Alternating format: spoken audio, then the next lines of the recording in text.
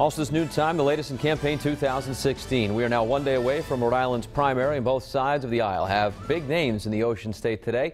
Republican frontrunner Donald Trump and former President Bill Clinton making stops in Rhode Island. We have team coverage. Steve Nielsen following former President Clinton, while Brian Yacono live outside the Crowne Plaza Hotel in Warwick with a group of Trump supporters.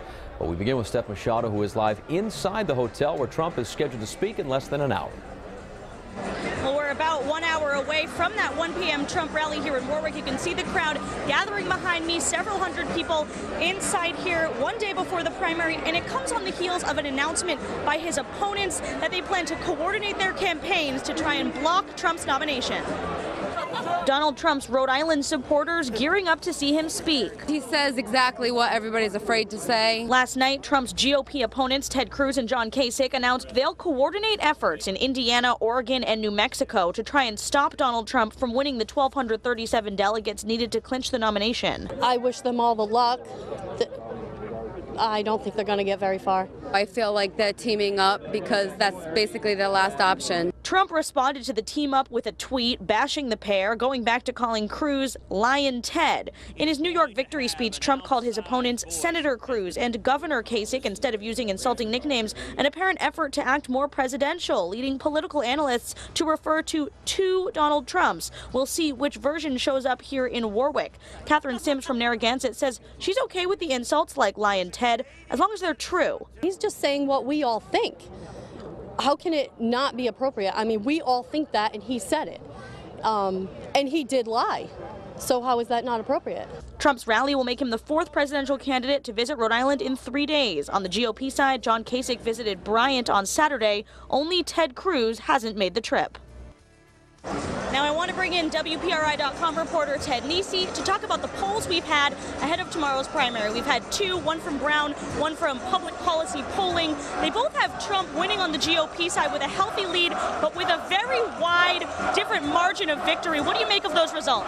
Yeah, well, you hear that crowd hollering Trump, Trump, Trump in back of us, and I think that reflects what we expect, which is that Donald Trump is poised to do very well in Rhode Island. Both these polls show him up. Now, historically, Brown University has had some difficulty getting undecided voters to answer their questions, so they had a very high number there.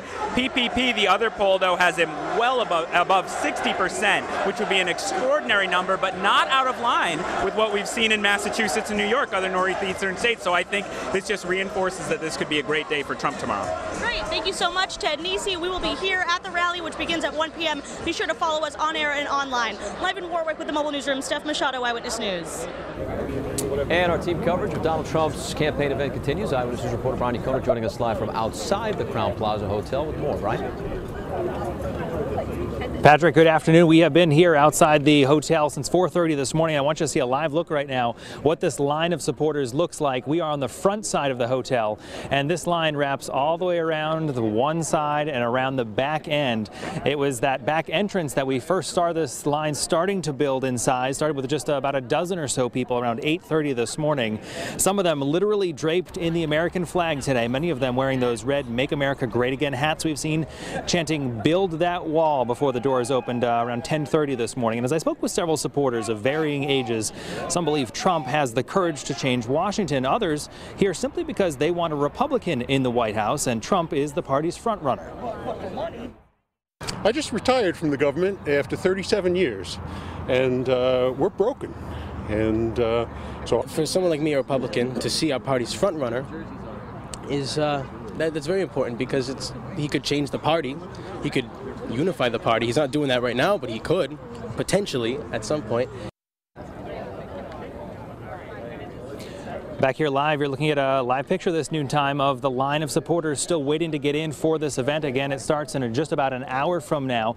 Ted Cruz focusing his campaigns right now in Indiana and Nebraska with several events there today. Not expecting to see him in Rhode Island. John Kasich was here on Saturday when he told reporters there that his efforts to avoid all the political mudslinging seems to be paying off for him. I was just out at the roadway, which is a distance from here. No sign of any protesters. Did see someone walk by just a short time ago with a sign that said "Stop the Hate." So some minor representation of some protesters to the event happening today, but you can see the number of supporters for Trump here. With the Mobile Newsroom, Brian Yacono, Eyewitness News.